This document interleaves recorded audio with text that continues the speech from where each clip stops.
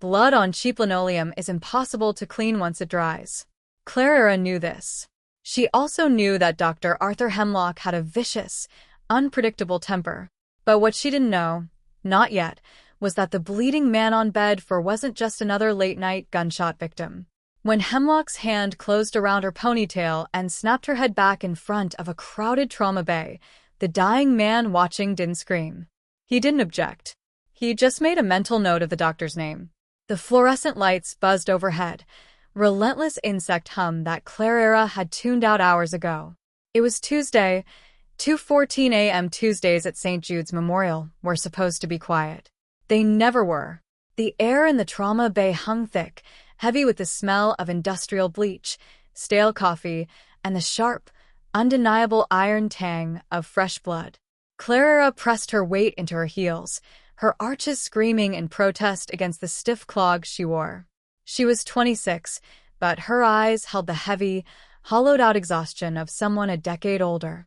She stripped off a pair of latex gloves, tossed them into a biohazard bin, and snapped on a fresh pair. Her hands were raw, washed too many times with harsh antibacterial soap. She didn't complain. Complaining at St. Jude's was a good way to get your shifts cut. And Clara was 3 weeks behind on rent. Across the bay, Dr. Arthur Hemlock stood reviewing a chart. Hemlock was the chief of trauma surgery.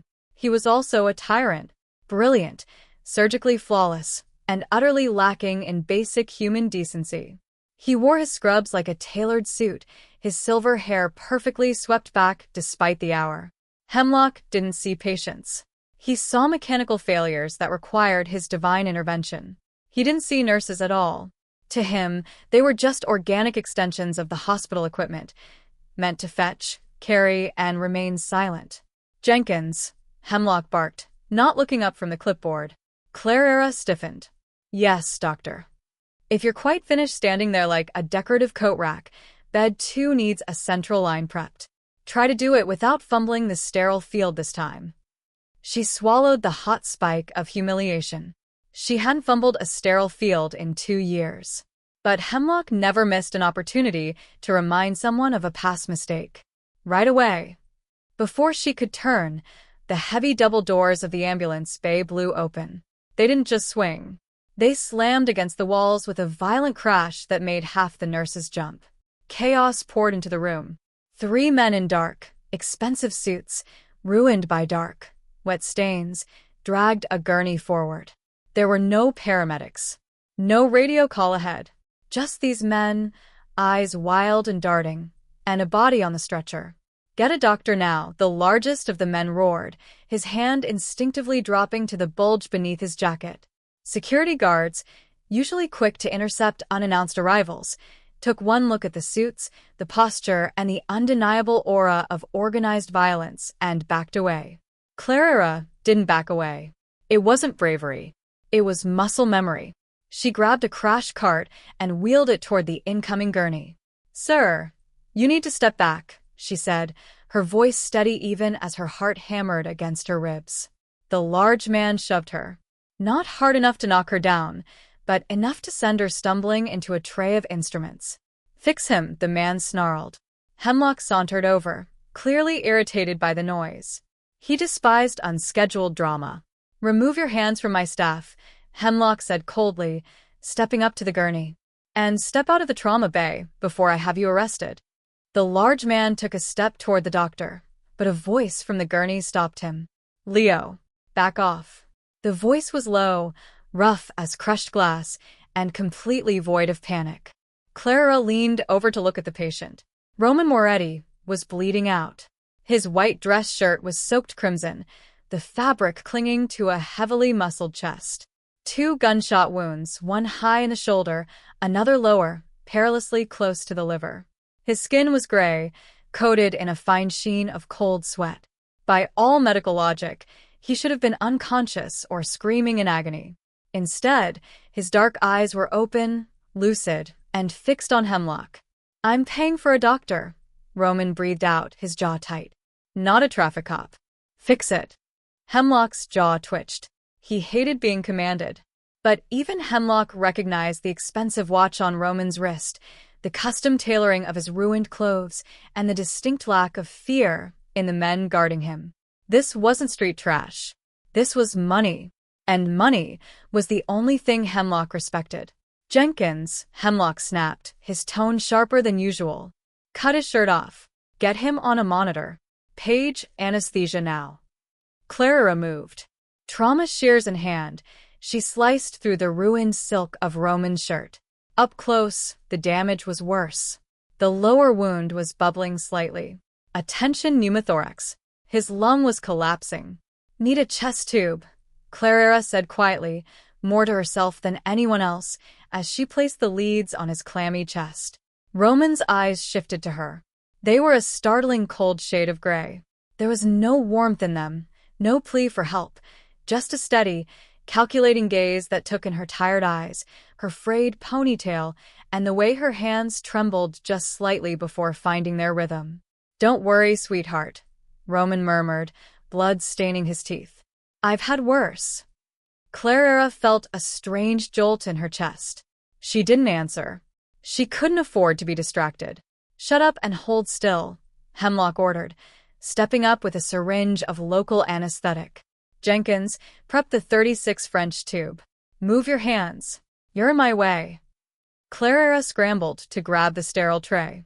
The monitor began to beep frantically. Roman's blood pressure was tanking. The men in suits crowded closer, radiating lethal anxiety. Hemlock was sweating now, his god complex cracking under the pressure of the audience. The air in the room pulled tight, like a rubber band stretched to its absolute limit. Gauze wrappers fluttered to the floor as Clara set up the sterile field with practiced efficiency. The rhythmic, panicked beeping of the heart monitor filled the silence. Roman's men hovered at the edge of the curtain, silent but heavily present. "Pressure is dropping. 80/50, Clara called out, her eyes fixed on the screen. Hemlock scowled, stabbing the needle into Roman's chest wall to numb the area for the tube. Roman didn't flinch. He didn't even blink. He just stared at the ceiling, breathing in short, shallow hitches.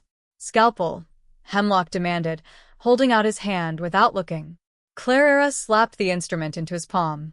Hemlock made the incision quickly, but a sudden surge of blood welled up, obscuring the surgical field. He cursed. A sharp, ugly sound. "Suction. Get the suction, Jenkins." "Are you blind?" Clara reached across the bed for the yanked suction tip, her forearm brushing against Hemlock's elbow. It was a tiny mistake, a millimeter of miscalculation in a crowded space. But it jogged Hemlock's arm just as he was inserting the heavy plastic tube. Hemlock hissed, stepping back as blood splattered onto the pristine white of his customized scrubs. "You clumsy idiot. I'm sorry, I was just—" Hemlock didn't let her finish. His temper, already frayed by the aggressive men in the room and the pressure of a difficult procedure, snapped entirely. He reached out, his gloved hand moving with shocking speed. He didn't slap her. Slapping would leave a mark. Slapping could be photographed. Instead, Hemlock grabbed the thick knot of Clara's ponytail at the back of her head. He yanked it downward and back with brutal force. Clara gasped, a pathetic, choked sound. Her neck wrenched backward, her spine bowing as a sharp, blinding pain shot across her scalp. Her eyes watered instantly. She froze. The entire trauma base seemed to freeze with her. "When I ask for suction," Hemlock leaned in, his voice a venomous whisper meant only for her. "You do not crowd my space." The room was dead silent. "You're a nurse. You're replaceable. Don't ever make me bleed on my own scrubs again. Do you understand me?" Clara's hands trembled. The humiliation burned hotter than any physical pain. She could feel the stares of the other nurses cutting into her back. She felt the weight of the men in suits, watching. She hated herself for the tears that stung the corners of her eyes. But rent was due. She had debts. She couldn't afford to lose this job. "Yes, Dr. Hemlock," she whispered, her voice cracking under the pressure. He let go of her hair with a dismissive shove. Clara stumbled forward, catching herself on the edge of the gurney. She kept her head down, blinking hard to clear her blurry vision, and grabbed the suction tube. "Good." Now clean up this mess. Hemlock straightened up, smoothing the blood-stained scrubs as if nothing had happened. He turned his attention back to the incision. Clara leaned over the bed to clear the surgical field. As she did, she glanced down. Roman Moretti wasn't staring at the ceiling anymore. His head had turned slightly on the pillow. Those cold gray eyes were locked onto Clara. He had watched everything. He had seen the fear in her posture, the cruel twist of Hemlock's wrist, the way she swallowed her pride just to make it through the shift. For a second, Clara felt a deep, terrible wave of shame. To be abused was bad enough. To have a stranger witness her degradation was unbearable. She tried to look away, but Roman's gaze shifted. He looked past her, fixing his eyes on Dr. Arthur Hemlock. The temperature in the room seemed to drop 10 degrees. Roman didn't say a word. He didn't threaten. He didn't gesture to his men. His expression barely changed. But the look in his eyes was something Clara had never seen before. It wasn't anger. Anger was hot and loud and messy. This was something else. It was an executive decision. A signed death warrant. Hemlock remained oblivious, finishing the insertion and securing the tube. Breath sounds returning. Vitals are stabilizing, he announced, clearly proud of his own handiwork. He glanced down at Roman with a smug smirk. You're lucky I was on shift, son. Most doctors would have botched that. Roman finally broke his stare. He looked up at Hemlock, the corner of his mouth twitching upward in a smile that didn't reach his eyes. Lucky, Roman repeated, his voice barely a rasp. Yeah, let's go with that. Clara finished taping the dressing down. As she pulled her hands away, Roman's fingers twitched, lightly brushing against her knuckles. It was a fleeting, almost imperceptible touch, but it sent a shiver straight down her spine. Take him up to the ICU, Hemlock ordered, turning his back on them and walking toward the sinks. Jenkins, clean up my tray and fix your hair. You look unprofessional. Clara swallowed hard, nodding mutely. She began to gather the bloody instruments. As the orderlies and Roman's men unlocked the gurney to wheel him out, Roman's had rolled slightly toward his largest bodyguard. Leo, Roman whispered. The large man leaned in close, his ear inches from Roman's mouth. Yeah, boss. Clara couldn't hear what Roman said next. It was too quiet, drowned out by the squeak of the gurney wheels and the hiss of the oxygen tank. But she saw Leo slowly stand back up. The bodyguard turned his head. His dark eyes locked onto Dr. Hemlock's back with a terrifying, predatory calm. Leo nodded once. Clara's stomach dropped. She watched the double doors swing shut behind the gurney, leaving her alone in the bloody bay with a man who had no idea his life had just ended. Dawn broke over the city like a bruised plum, spilling weak violet light across the smog-choked skyline. Clara sat on the edge of a cracked plastic chair in the women's locker room, staring at her hands. Her knuckles were raw. Her cuticles were bitten to the quick. She felt numb, wrapped in the heavy, suffocating blanket of exhaustion that followed a 14-hour trauma shift. Slowly, she reached up and touched the back of her head. Her scalp pulsed with a dull, throbbing ache. Arthur Hemlock had yanked her hair hard enough to loosen several strands, leaving her neck stiff and her dignity completely shattered. It wasn't the first time a doctor had belittled her. That was the nature of the beast at St. Jude's. Surgeons were gods. Nurses were the dirt they walked on. But physical violence? That was a line Hemlock had never crossed before. Clara closed her eyes, fighting a sudden wave of nausea. She should report him. She knew the protocol. File an incident report with HR, speak to the union rep, document the assault. She also knew exactly how that would play out. Hemlock brought in millions in grants. He was golf buddies with the hospital board. Clara was a disposable commodity with $80,000 in student debt and a mother in an assisted living facility. HR wouldn't fire Hemlock. They would quietly transfer Clara to the basement records department. Or worse, find a fabricated reason to terminate her. Survival meant silence. She had learned that lesson long ago. She stripped off her scrubs, the fabric stiff with dried sweat and a few stray drops of Roman Moretti's blood. She shoved them into her locker, pulled on a faded gray sweater, and walked out into the freezing morning air. The walk to the subway was a blur of concrete and exhaust fumes. She swiped her card, the turnstile clicking with a heavy metallic finality, and descended into the subterranean gloom. Miles away, Arthur Hemlock was in an entirely different world. He strutted through the executive parking garage beneath St. Jude's, whistling a tuneless melody. The air down here smelled of expensive exhaust and damp concrete. Hemlock pressed the button on his key fob. A sleek, midnight black Porsche chirped in the dim lighting. He felt good. The Moretti surgery had been sloppy at first, yes. But he had stabilized the man. He had saved a very wealthy, very dangerous life. That kind of favor paid dividends. Hemlock reached for the door handle. He didn't hear the footsteps. The men waiting in the shadows moved with the silent, fluid grace of predators, perfectly adapted to their environment. A heavy hand clamped over Hemlock's mouth before he could draw a breath. A second pair of hands grabbed his arms, spinning him around and slamming his back against the cold concrete pillar beside his car. The impact knocked the wind out of his lungs in a sharp rush. Hemlock's eyes bulged in terror. Standing in front of him, illuminated by the harsh overhead fluorescent lights, was Leo. The large bodyguard had discarded his ruined suit jacket. He wore a simple black turtleneck that stretched tight across a torso built like a bank vault. His face was entirely devoid of emotion. It was the face of a man about to perform routine maintenance. "Dr. Hemlock," Leo said quietly. His voice echoed off the concrete walls. Hemlock tried to scream, but the gloved hand over his mouth held firm. He kicked out, his expensive leather loafers scraping uselessly against the shins of the men holding him. "Mr. Moretti appreciates your medical expertise," Leo continued, stepping closer. He reached into his pocket and pulled out a heavy, industrial-grade steel wrench. "He really does.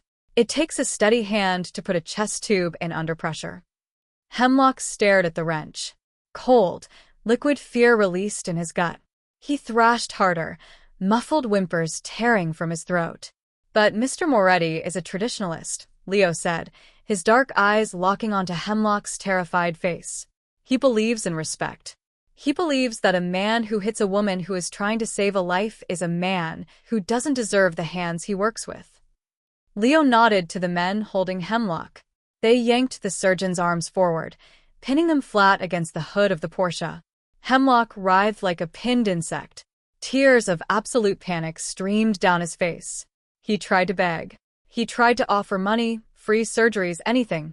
It all came out as muffled, pathetic sounds. The sound of the wrench hitting bone was wet and sickening. It cracked through the empty garage like a hammer on rotten wood. Leo raised the steel tool again, his voice calm, almost kind. "Learn some bedside manner. Document." Hemlock's scream came out muffled, torn from somewhere deep in his throat. Leo didn't rush. He brought the wrench down again. And again.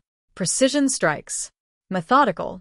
He shattered the fine motor skills that had taken decades to perfect.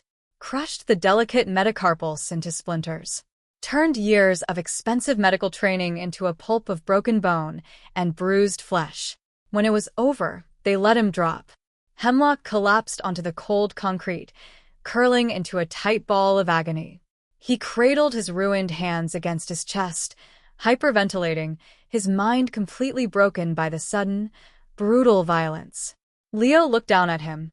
He wiped a single drop of blood from the steel wrench with a clean handkerchief, then tossed it onto Hemlock's chest.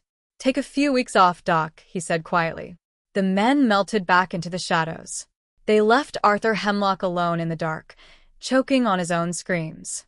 3 days later, the hospital buzzed with a kind of frantic gossip usually reserved for malpractice lawsuits. Clara stood at the nurse's station on the 4th floor, sorting through a stack of patient charts.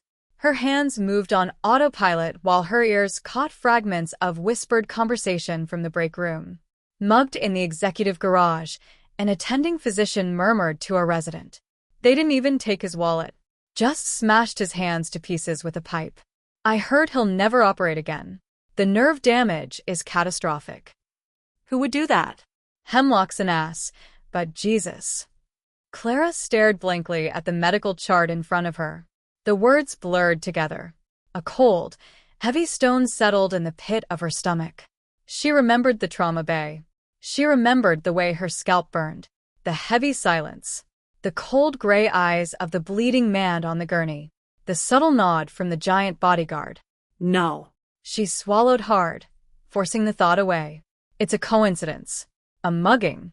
People get mugged in the city all the time. He has gambling debts. Maybe he pissed off a jealous husband. She refused to believe that a mafia boss had ordered a hit on the chief of surgery just because the man had pulled a nurse's hair. That kind of dark, violent chivalry belonged in movies. Not in the grim, underfunded reality of St. Jude's Memorial. Jenkins. Clara jumped, dropping her pen. She turned to see the charge nurse, a battle-hardened woman named Hayes, holding out a key card. They transferred the VIP from ICU to a private recovery suite on the top floor, Hayes said, her voice tight. He specifically requested a dedicated nurse. Management is falling over themselves to keep him happy. You're on him. Clara stared at the plastic card. Me? I'm an ER trauma nurse, Hayes. I don't do private recovery. Put one of the floor nurses on him. I don't make the schedules, Jenkins. The patient asked for you by name. Hayes leaned in closer, her voice dropping to a whisper. Look, we all know who Roman Moretti is. The police have been swarming the lobby for 3 days trying to get a statement, and his lawyers keep stonewalling them. Management wants him healed and out the door before this turns into a media circus. Just go up there, change his dressings, give him his meds, and keep your mouth shut. Clara took the key card. It felt heavy in her palm, like a piece of lead. Understood. The top floor of St. Jude's was a different world. The floors were carpeted. The lighting was soft and warm. It smelled of expensive floral arrangements rather than bleach and sickness. Clara walked down the long, quiet corridor, her clogs sinking into the plush rug. Outside room 401, 2 men in dark suits stood like statues. One of them was Leo. Clara stopped a few feet away. Her heart hammered a frantic rhythm against her ribs. Leo looked down at her. He didn't smile, but a flicker of something like respect crossed his stoic features. He reached out and opened the heavy wooden door for her. He's awake, Leo said quietly. Clara stepped inside. The room was massive, bathed in the soft golden light of the late afternoon sun filtering through floor-to-ceiling windows. Roman Moretti sat propped up in the hospital bed. The harsh monitors of the trauma bay were gone, replaced by a single quiet telemetry machine. He wore a dark silk robe over his bare chest, the thick white bandages stark against his olive skin. He looked better. The gray pallor of near death was gone, replaced by a hardened, dangerous vitality. He was reading a file, a pair of dark-rimmed reading glasses perched on the bridge of his nose. He didn't look like a gangster. He looked like a ruthless CEO reviewing a hostile takeover. Clara stood by the door, clutching her medical tablet to her chest like a shield. Mr. Moretti, I'm Clara Jenkins. I've been assigned to your recovery. Roman closed the file. He pulled the glasses off, folding them slowly. Those cold gray eyes pinned her to the spot. They tracked over her face, taking in her cautious posture, the tight bun of her hair, the faint shadows under her eyes. I know who you are, Clara. His voice was smooth. A dark, rich baritone that lacked the desperate rasp of their first meeting. Come closer. I don't bite. She walked over to the bed, keeping a professional distance. She tapped the screen of her tablet, refusing to meet his gaze. I need to check your vitals and change the dressing on the chest tube incision. Go ahead. Clara set the tablet down and reached for the blood pressure cuff. Her hands were steady, locked into the ingrained muscle memory of her profession. She wrapped the cuff around his bicep. His arm was hot, the muscle dense and unyielding beneath her fingertips. As the machine whirred, inflating the cuff, the silence in the room stretched out, thick and heavy. I heard about Dr. Hemlock, Roman said casually. He didn't look at the monitor. He was watching her face. Clara's breath hitched. She kept her eyes glued to the numbers on the screen. It's a terrible tragedy. The hospital is very upset. A tragedy? Roman repeated. A faint, dark smile played at the corner of his mouth. I suppose that depends on who you ask. From what I hear, he was a clumsy man. Clumsy hands are dangerous in your profession. Clara looked up. She couldn't help it. Her brown eyes locked onto his gray ones. There was no confession in his gaze. No overt threat. Just a calm, terrifying acknowledgement of a debt paid in full. He was telling her. He was making sure she knew. He was an excellent surgeon, Clara said, her voice dropping to a harsh whisper. He saved your life. You saved my life, Clara, Roman corrected softly. He just held the knife. And then he put his hands on you. Roman leaned forward slightly, ignoring the pull of his stitches. The air in the room suddenly felt dangerously thin. No one touches what's mine, let alone a coward in a lab coat. Clara froze. The blood pressure machine beeped, a sharp, piercing sound in the quiet room. But neither of them broke eye contact. I am not yours. Clara stepped back. Her heel caught the wheel of the rolling vitals cart, sending a sharp clatter echoing through the sterile quiet of the VIP suite. She didn't apologize for the noise. She crossed her arms, pressing the tablet tight against her chest as a barrier. The air in the room felt impossibly heavy, pressing against her lungs. Roman watched her. He didn't look offended. He didn't look angry. He looked like a man watching a bird flutter against a very clean pane of glass. You're shaking, Clara, he observed mildly.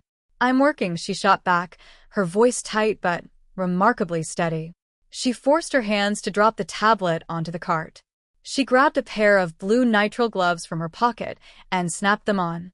The sharp smack of the latex snapping against her wrists gave her a momentary anchor.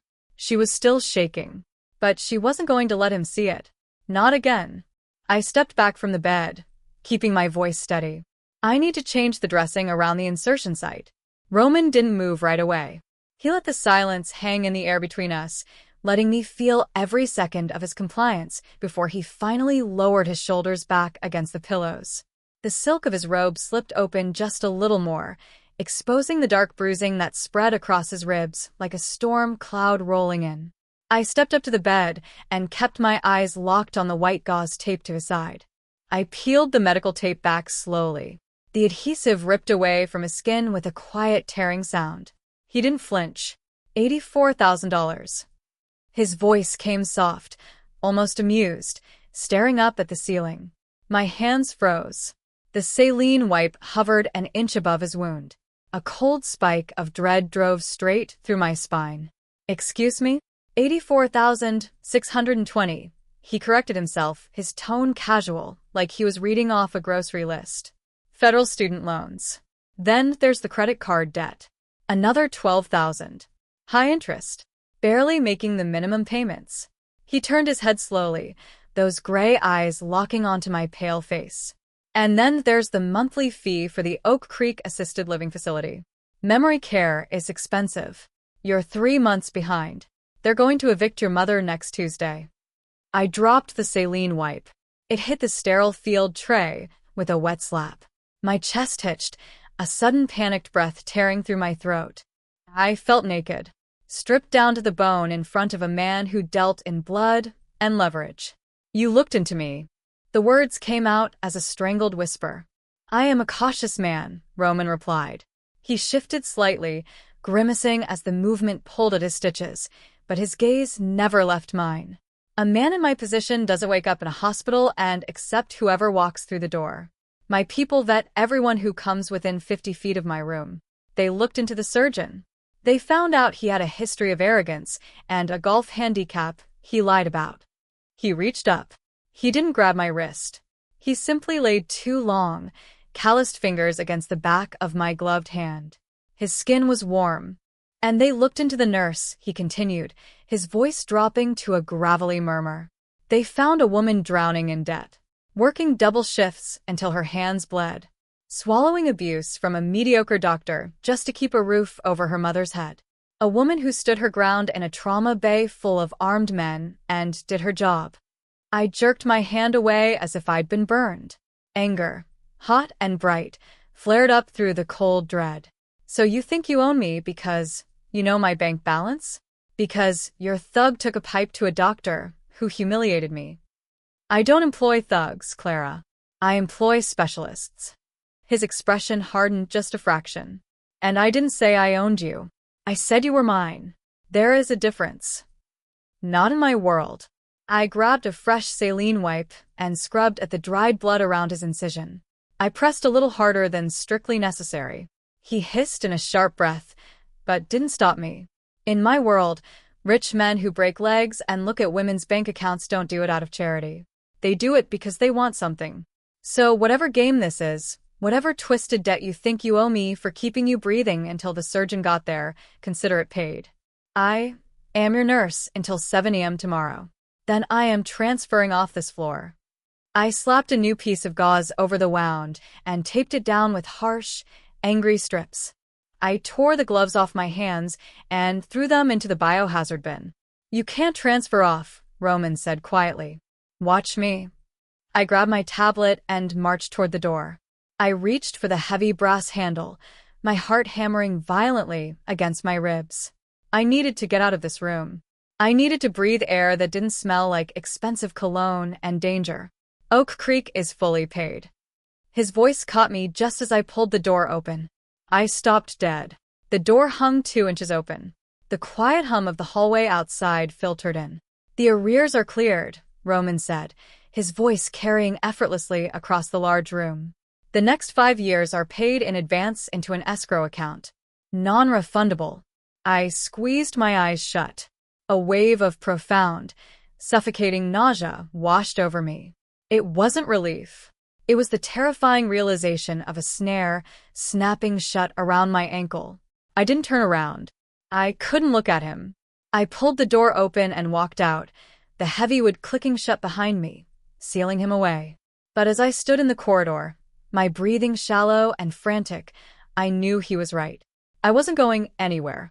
Rain lashed against the windshield of my rusted Honda Civic in angry diagonal sheets.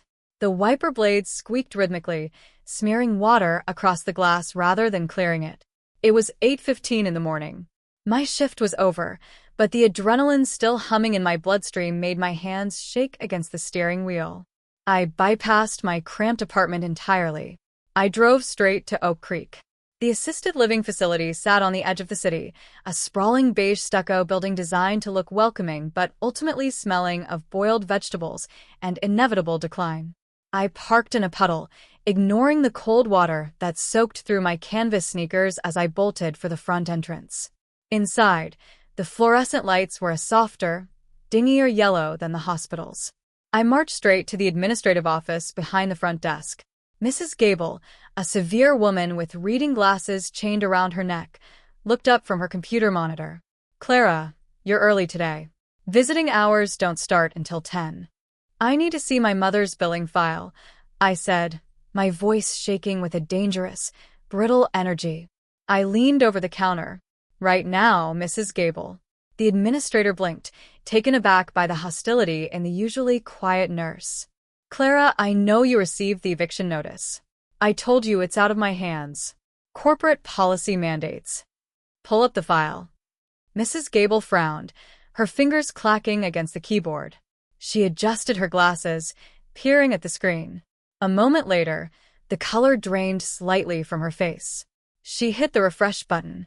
Then she hit it again. This must be a system error, she muttered, clicking her mouse rapidly. It says a wire transfer was processed at 4 a.m. Clara. This is impossible. How much?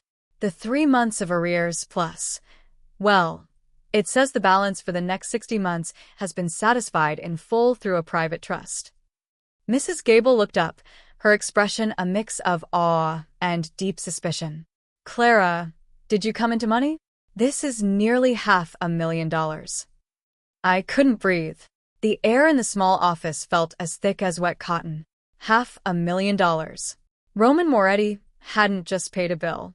He had dropped an anvil on my life. He had severed my only leverage, my only reason for working myself to the bone. He had bought my mother's safety, and in doing so, he had purchased my absolute compliance. It's not an error, I whispered, stepping back from the counter. My legs felt hollow, constructed of paper and ash. Thank you, Mrs. Gable. I turned and practically ran out of the building. I didn't stop to see my mother. She wouldn't recognize me today anyway. I burst through the front doors, hitting the cold, driving rain, gasping for air as if I had been held underwater. I reached my car and fumbled for my keys, dropping them into the puddle at my feet.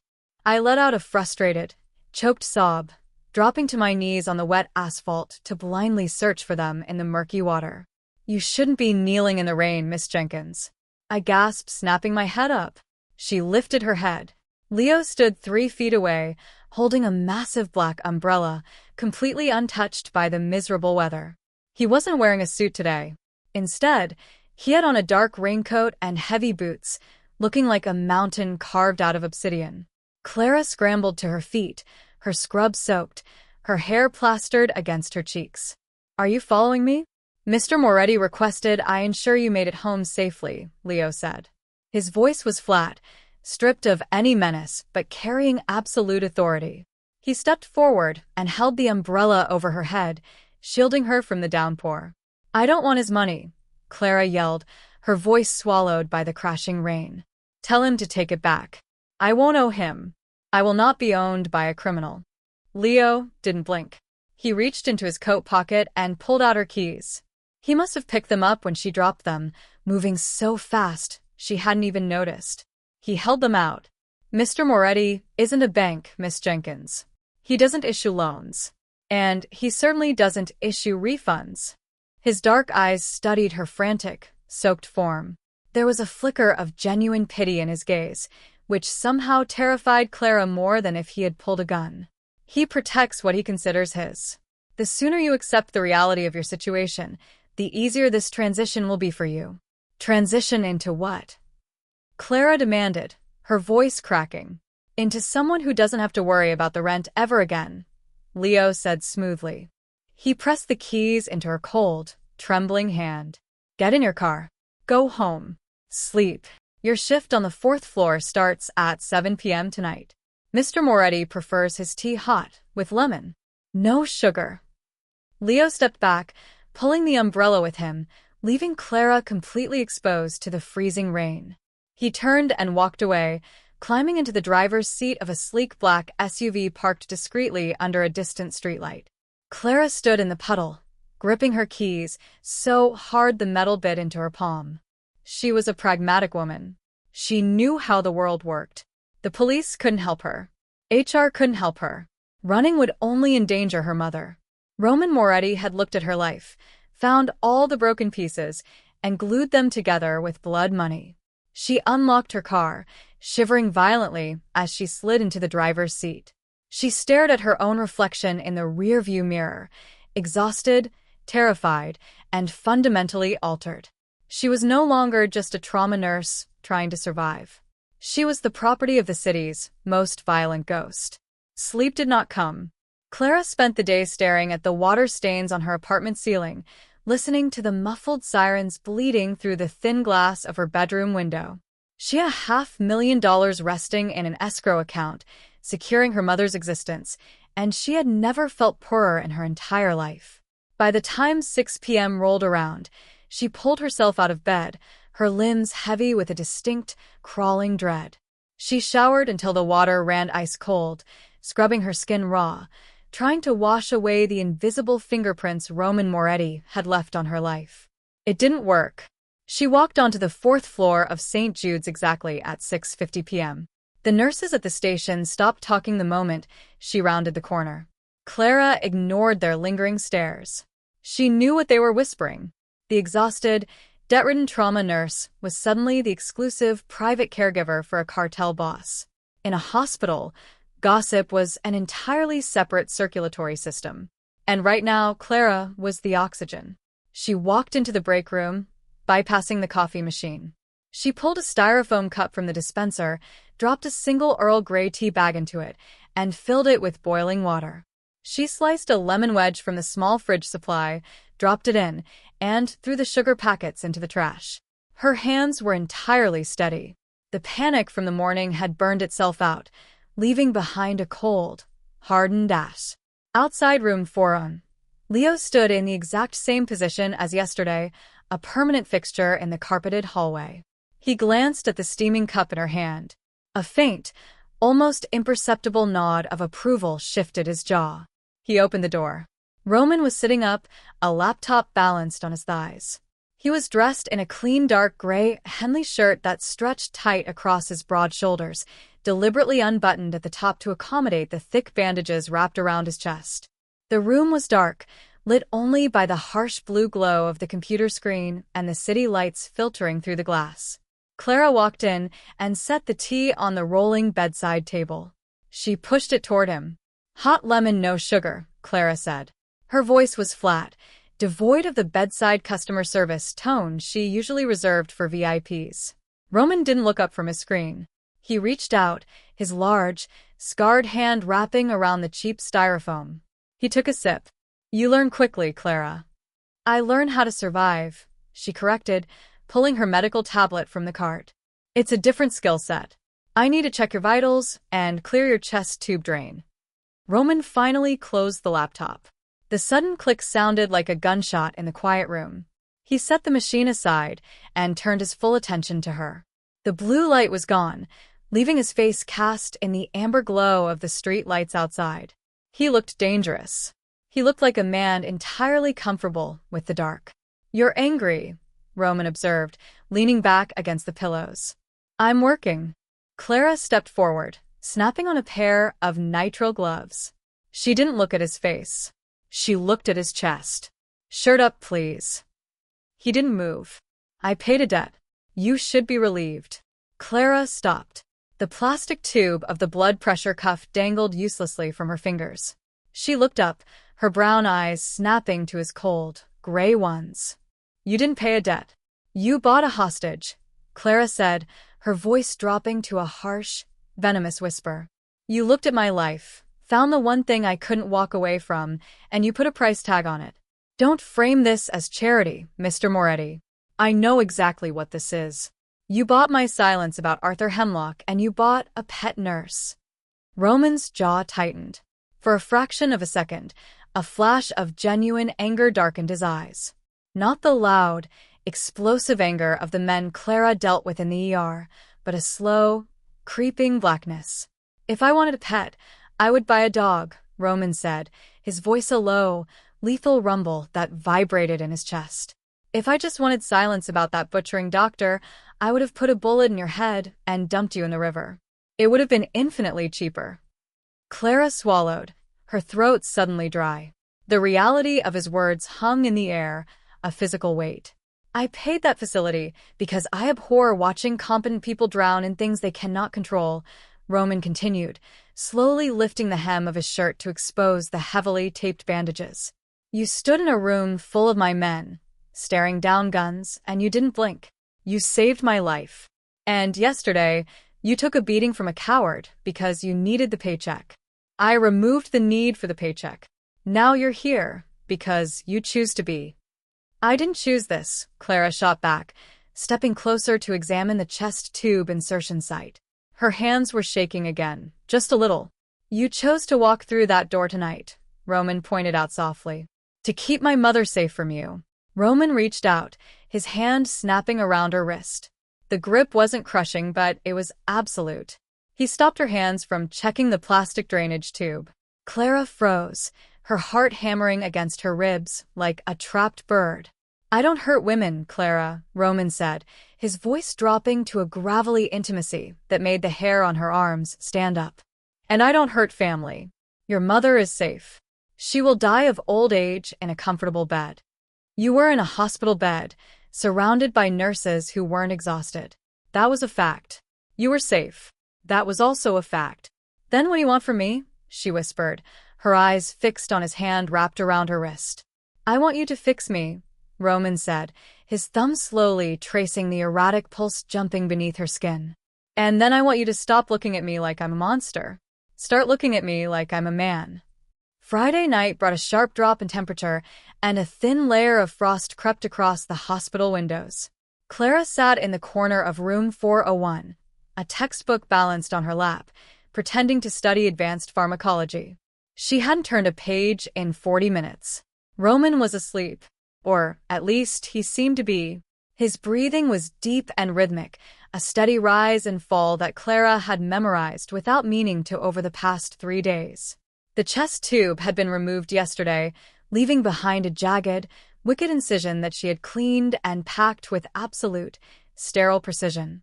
The silence in the room shattered when the door swung open. It didn't click open slowly. It was shoved. Clara jumped, dropping her heavy textbook onto the carpet. Leo stood in the doorway, but he was backing into the room, his massive frame blocking the entrance. Pushing past him was a man Clara had never seen before. He was shorter than Roman, built like a fire hydrant, wearing a camel hair coat that reeked of stale cigar smoke and expensive cologne. His nose had clearly been broken several times and never properly set. "I said I need to see him, Leo." "Back off," the man snarled, jabbing a thick finger into Leo's chest. Leo didn't move an inch. "Mr. Moretti is resting, Carmine. You can leave the paperwork with me." "I don't do paperwork with a muscle," Carmine spat. From the bed, a voice cut through the tension like a straight razor. "Let him in, Leo." Clara looked over. Roman was awake. He was sitting up completely, ignoring the pain that had to be tearing through his ribs. The relaxed, calculating man who had been drinking tea an hour ago was gone. The man on the bed now was the predator Clara had seen in the trauma bay. Carmine stepped into the room, smoothing his coat. He took one look at Clara, frozen by her chair, and scoffed. "Nice setup, Roman. Got the little nightingale fluffing your pillows while the docs are bleeding money." "Clara," Roman said, his eyes never leaving Carmine. "Go to the hall." Clara didn't need to be told twice. She grabbed her tablet and moved toward the door, her head down. But Carmine sidestepped, blocking her path. He looked her up and down, a wet, ugly smirk pulling at his scarred lips. "No rush, sweetheart. You can stay and listen. Maybe fetch us some ice." He reached out to grab her elbow. He never made contact. Roman moved with a violent, terrifying speed that defied every law of medical science. He threw the heavy blankets aside, crossed the room in 2 massive strides, and grabbed Carmine by the throat. Clara gasped, stumbling backward against the wall. Roman slammed Carmine into the heavy wooden doorframe. The sound of bone hitting wood cracked through the room. Roman's fingers dug into the shorter man's windpipe, cutting off his air supply completely. Carmine's eyes bulged, his hands clawing uselessly at Roman's forearm. "Do not look at her," Roman whispered, his face inches from Carmine's turning purple. "Do not speak to her. Do not even breathe the air she occupies. Do you understand me?" Carmine gagged, managing a frantic, pathetic nod. Roman held him for 3 more agonizing seconds before opening his hand. Carmine collapsed to the carpet, coughing violently, clutching his bruised throat. "Get out," Roman ordered, his voice echoing off the walls. "Tell the families I will handle the docs when I am discharged. And tell them if another uninvited guest walks into my hospital room, I will send them back in a medically sealed bag." Carmine scrambled to his feet, not daring to look at Clara, and bolted past Leo into the hallway. Leo quietly pulled the heavy wooden door shut, sealing the room once again. Roman stood by the door, his broad chest heaving. Slowly, the adrenaline began to bleed out of his system, leaving behind the stark, brutal reality of his physical trauma. He squeezed his eyes shut, a sharp hiss of pain escaping his teeth as he gripped his side. Clara was terrified, but instinct overrode fear. She stepped forward. "You tore your stitches," she said, her voice trembling but professional. Roman looked down. A dark, ugly stain of fresh red blood was blossoming rapidly across the white gauze taped to his rib cage. He looked up at her, the lethal fury fading from his gray eyes, replaced by a deep, hollow exhaustion. "Fix it," he murmured. Clara grabbed him by the bicep. She didn't ask for permission. She guided him back to the edge of the bed, forcing him to sit down. She wheeled the sterile cart over, snapping on a fresh pair of gloves with loud, angry snaps. "You are an idiot," Clara said, her hands moving quickly to peel away the ruined dressing. Roman flinched as the tape pulled his skin, but he didn't pull away. He looked down at her as she leaned over him, her face inches from his chest. "He disrespected you. I've been disrespected by men with medical degrees and better vocabularies, Clara snapped, grabbing a sterile wipe and cleaning the fresh blood pooling around the torn black sutures. I don't need a cartel boss ripping open his abdominal wall to defend my honor. I need you to stay in bed so I don't get fired for letting my patient bleed out on the carpet. Roman let out a low, dry chuckle that ended in a cough of pain. You can't get fired, Clara. Remember, you belong to me. Clara stopped. She pressed a thick pad of gauze over the wound, applying hard, deliberate pressure to stop the bleeding. She looked up. Her face was dangerously close to his. She could feel the heat radiating off his skin. She could smell the faint metallic tang of blood mixed with a clean, sharp scent of antibacterial soap. I belong to myself, Clara whispered, pressing harder on the wound. Roman's hand came up, resting heavily on her hip. He didn't pull her closer, but he didn't let her step away. Keep telling yourself that, Nightingale. Let's see who believes it first. Blood soaked through the second layer of gauze. Clara tossed it into the red biohazard bin, her jaw clenched tight enough to crack a tooth. She didn't bother with a local anesthetic. There was no time to wait for the lidocaine to take effect, and Roman had explicitly told her not to waste it. He took the sharp, stinging bite of the curved suture needle without a single sound, his eyes burning into the side of her face. She worked quickly, her fingers tying off the black nylon thread with ruthless efficiency. She was furious. Furious at him for tearing open his healing body to prove a point, and furious at herself for the sharp, electric jolt that had shot straight through her stomach when he grabbed Carmine by the throat. She had spent her entire life shrinking away from violent men.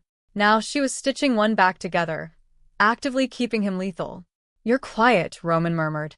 The adrenaline was fading from his system, leaving his voice rough and heavy.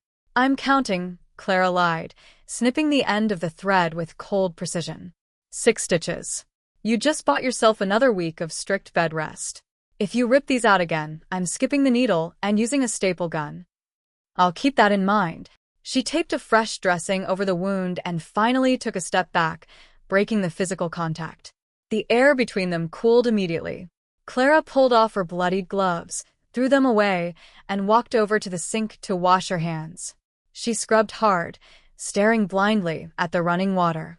Why did you do that? She asked. That what? She asked quietly, the fight finally draining out of her voice. He put his hands on you, Roman answered. It was a simple statement of fact. Like he'd just swatted a fly. People put their hands on me all the time, Clara said, turning off the faucet. She leaned against the cold porcelain sink, finally turning to face him. Patients lash out. Doctors push. Drunks swing. It's part of the job. I don't need a bodyguard, Roman. I've been taking care of myself since I was 16 years old. Surviving isn't the same as taking care of yourself, Clara. Roman shifted, wincing slightly as he pulled the edge of his unbuttoned shirt over his chest. You endure. You put your head down and let the world beat on you because you think it's noble. It isn't noble. It's just a slow, miserable way to die. Clara crossed her arms, her short fingernails digging into her own sleeves. And your way is better? Choking men against door frames? Buying people out of their lives? My way gets results. He met her gaze, entirely unflinching. My way means you don't have to beg a hospital administrator for an extra shift just to keep your mother out of a state-run ward. My way means when a surgeon lays a hand on you, he loses his career. And his fingers. You're a monster. I am exactly what the world made me, Roman said, his voice terrifyingly calm. And I am exactly what you need. You're tired, Clara. I can see it in your bones. Stop fighting me. She didn't have a response for that. Because he was right. The exhaustion was a physical rot inside her, a weight she had carried for a decade. For the first time in 10 years, she didn't have a panic attack about the first of the month. She didn't have to mentally calculate the cost of groceries against the electric bill. Roman had ripped away her heavy, suffocating blanket of poverty, replacing it with a golden cage. But as she looked at the man sitting on the bed, bruised, bleeding, and brutally possessive, she realized the door to the cage was wide open. 10 days later, the relentless autumn rain finally stopped. The morning sun washed the city in a cold, harsh light. Room 401 was completely empty of medical equipment. The monitors had been wheeled away. The rolling cart was gone. Roman stood by the window, fully dressed in a tailored charcoal suit that expertly hid the bulk of his bandages. He looked like a legitimate businessman. He looked completely untouchable. Clara stood by the door, holding her final discharge clipboard. She wore her street clothes, faded jeans, a heavy wool coat, and scuffed canvas sneakers. She had handed her security badge to the charge nurse 20 minutes ago. She had quit. Management hadn't asked any questions. They looked profoundly relieved to see her go, eager to scrub the hospital clean of the Moretti stain. "Your car is out front," Clara said, her voice sounding unnaturally loud in the stripped room. "Your prescriptions are in the bag. Antibiotics for 5 days. Painkillers only as needed." Roman turned away from the window. He didn't take the clipboard. He walked slowly across the plush carpet, stopping mere inches from her. The height difference forced Clara to tilt her head back to meet his eyes. "Leo has a black town car waiting at the east entrance," Roman said softly. "The driver has an address. It's a penthouse on the north side. Gated. Secure. There's a private medical suite set up in the west wing." Clara swallowed hard, her heartbeat a slow, heavy rhythm against her ribs. "And if I don't get in? Then you walk out the front doors," Roman replied, his expression entirely unreadable. "You go back to your apartment. You find a new job. Your mother's care remains paid for in perpetuity. I will never contact you again. You have my word." He was giving her an out. A clean break. The money was a gift, not a chain. All she had to do was turn around, walk down the hall, and step back into her ordinary, exhausting life. She could be free of the blood, the guns, the dark suits, and the constant shadow of violence. Clara looked into his cold, gray eyes. She saw the brutality there, the absolute capacity for destruction. But she also saw the way he looked at her. He didn't look at her like she was broken. He didn't look at her like she was a disposable servant. He looked at her like she was an equal force of nature. She reached out, her trembling fingers brushing the fine wool of his suit lapel. "I don't like black cars," Clara whispered, her grip tightening slightly on his jacket. "And I don't work weekends." A slow, dark smile broke across Roman's face, changing his entire demeanor. He reached up, his large, scarred hand cupping the side of her neck, his thumb resting heavily against her racing pulse.